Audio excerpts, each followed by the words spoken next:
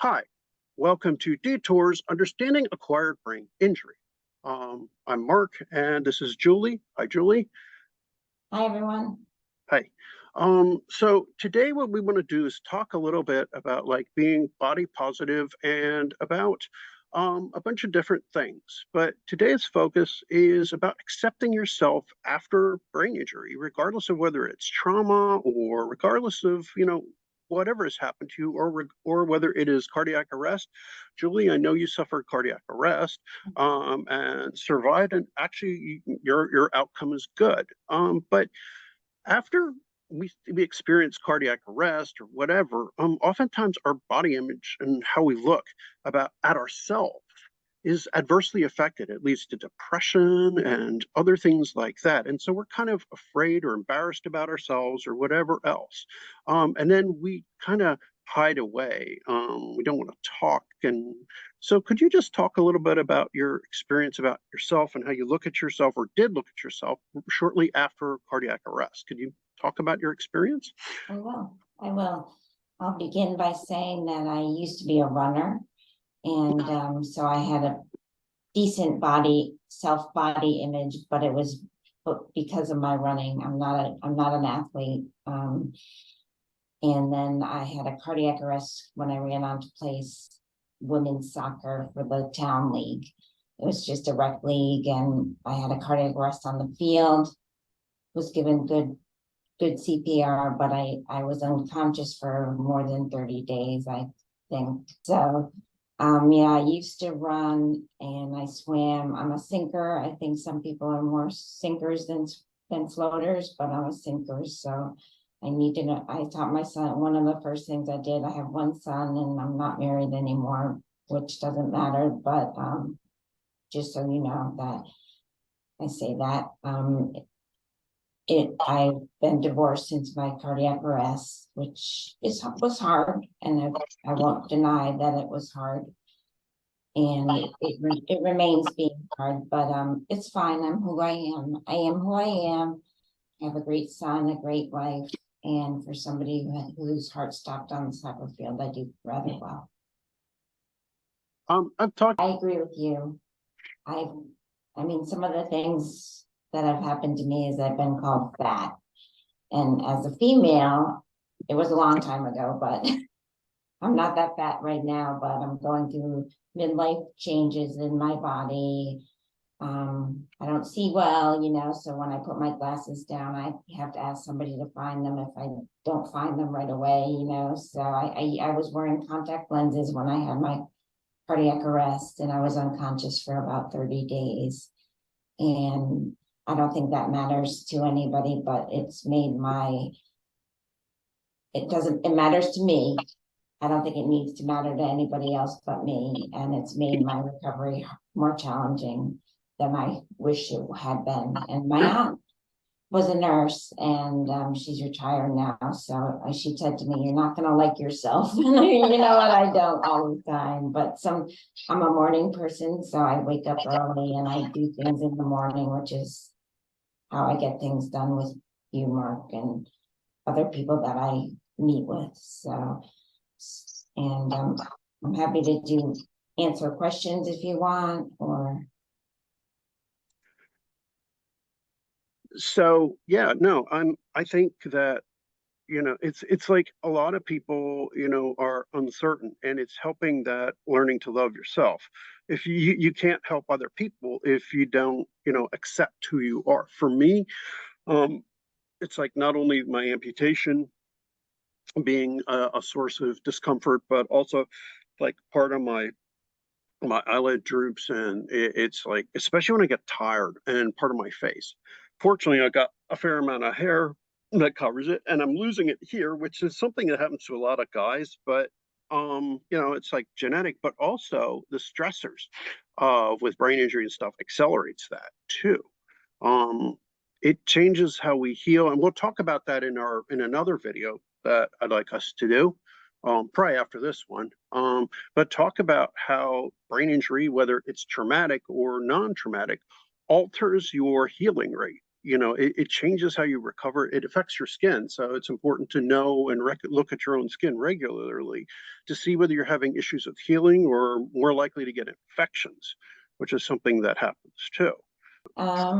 It's been hard for me. It's been very hard for me. As mentioned, I was unconscious for a fair bit of time. People think I'm stupid because I have a brain injury, and so like one time I had to talk back to my doctor, and I was polite about it, but I said, I didn't think his puncture was that great toward me, and so I told him that. Good. And I told his boss that. So As you need to do sometimes. It was hard to do, and I had to muster up the nerve to do it, but I did it. Good. So, and that's important too. That's something we have to help. And this is part of what this channel is about. A lot of it is to teach people to teach people to stand up for themselves and to, first of all, accept yourself and to stand up and say, hey, it's all right to, doctors don't know everything. This is why we do have some material on our channel for detours about how, physicians don't know everything. And, it's like they don't get a whole lot of education of brain injury. And what's known about the kind of brain injury you have is not as much as it should be because it's not well researched. And so for them, it's an educated guess, but it's still a guess. There was a young physician who had what's called Ehlers-Danlos syndrome, which is a connective tissue disorder. And she said, it's important to say, as a doctor, a 10-minute Google search is not as good as my medical degree, but a 1-hour lecture in the lecture hall is not the same as 20 years of lived experience with your problem. So speak up for yourself. It's like you've lived for many years with your problem. So don't hesitate to speak back, to say, hey, this is what it's like for me. You may have gotten a lecture for 1 hour about my disease from somebody, but I know what it's like to live for 20 years with this, or 30 years, or however long you've had your problem, Thank you. Thank you. And this is what's cheerleading. Yeah. well, it's more than that. It's more than that. This is for you, and I try to be upbeat for people with brain injury and other disabilities. My son's dad had an uncle who had Down syndrome, and I loved him to pieces. He was just the kindest, sweetest man. And I know Downs is different than TBI or anoxic or acquired brain injury. I know it's all different, and Mark knows more about it than I do, and so I don't want to speak about it, but he was just so loving. And I wish I could be that way. I'm not as loving as that, but I mean, I'm trying to be generous and with myself and say, I don't love that I'm divorced, and I don't love that I'm single in my 50s, but it's the way it is. You're a caring person. You're compassionate. You're sweet. We all have our challenges, with brain injury, intellectual and otherwise, and it's okay. Yeah. I think that's what matters. And again, part of that comes from accepting who you are here. But it also requires that reality check against people who think they know you or me or other people like us. I've always said we with brain injury are one big family. You're part of part of that family. You're part of our brain injury family. You're one of my sisters in brain injury, and it's like I love you like that. Appreciate it, love you. I love you for that. It's like I'd do anything to help you. Thank you. I appreciate that, Mom. It's helpful. It is helpful. I appreciate you saying that to me again. Because you've said it more than once, and sometimes it doesn't sink in, Well, that's okay. Hey, for me, it takes a while. It's just, like I said, I view you as family, and I hope it's the same for you. Yeah, it is. And so, yeah, and I'm happy to try to help. So, yeah, and we always try to help each other within that community, within the brain injury community. It's like if you ask for help, it's like one of us will pitch in some way because we know how hard it is. Yeah. We're not always at our best, but when we are, we do what we can. We're human beings. We're lucky. Yes, and those of us with brain injury have an understanding within, and it's like we understand that some have it worse than others, and it's like, but we still understand those struggles. Yeah. I agree. Is there anything you would advise personally to help people with, like with brain injury or anything like that about self-image and self-acceptance? Something that I have tried to work on more recently than I did prior. At first, I was trying to learn how to do everything again, and that was hard. But I now I'm back on my feet, and I try to, and I would like to encourage people to have more self confidence. I lost a lot of my self confidence with my TBI, and it's because I lost a lot of the capacity of doing the actuarial work, which is just a math geek and a business geek, and I can't do that anymore. So I've had people tell me, well, you have a brain injury, I don't trust you. And I said, well, I'm not a bad person, so I don't know why you don't trust me. So I said, what can I do to gain your trust, And so I try to approach things that way. I would say I trust you because you've got one. A lot of people, because as I learned from a friend of mine, as she said, as far as scheming or backstabbing or whatever, she said, I can't do that. She said, I can't like plan, to stab you in the back or to scheme behind your back. I don't have the ability to do that anymore. So I'll always be upfront with you. She said, if I mess something up, it's because I don't understand something or it's because. So you're more trustworthy than Oh, most that's people. interesting. That's a very nice perspective. Thank you. And it's true. I mean, she's right, when she said that. She's less likely to try to manipulate or be a bad person. She's more likely to be a good person. Even if she says stuff that's hurtful occasionally or whatever, she's more likely, and it's not because it's intended to be that way. It's more likely because she just didn't know it. And so I'm more likely to trust somebody who's got brain injury because they're more likely to just tell me the truth outright. Even if I don't want to hear it, she's more likely to be honest with me. And I'm more likely to be honest with people. I'm not designing or manipulating. I'm just going to do it outright and tell you outright. So you're more trustworthy Oh, and you're more likely to be honest with people. Now, people may not like the honesty. And a lot of people, I think, don't like the honesty. But you know what? I'm more likely to trust somebody with brain injury. They're more likely to be a straight shooter and more likely to be an honest person, more likely to be good about it. yeah, I don't like the honesty all the time. I'll be frank. I don't. What, that you're open and honest with people like that? Yeah, yeah. No, I appreciate it of you, and I appreciate you doing that excerpt you just completed, Mark. But it But is what it is. It's it's like just you life. It's just life.